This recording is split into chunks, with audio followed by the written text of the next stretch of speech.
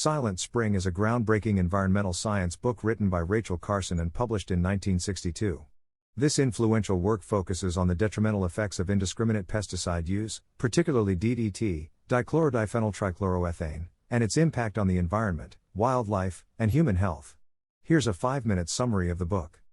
In Silent Spring, Rachel Carson starts by painting a vivid picture of a once thriving natural world, where birds sang in abundance and life flourished.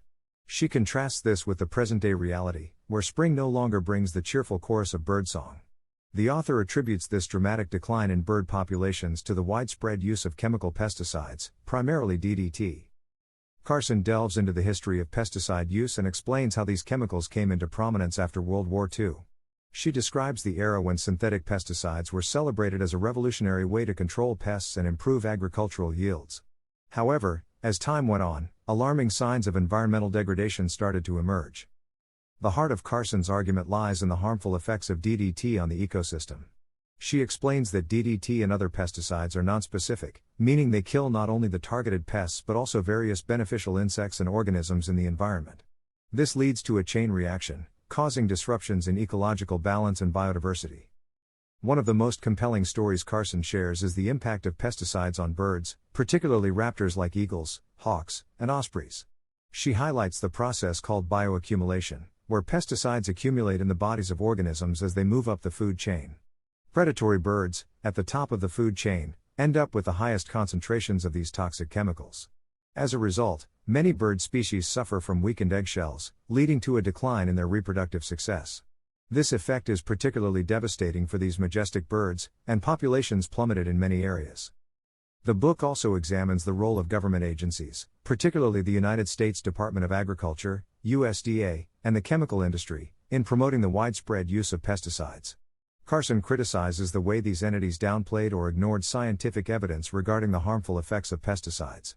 She suggests that the interests of powerful corporations and their influence on policy decisions led to the widespread dissemination of dangerous chemicals without proper scrutiny.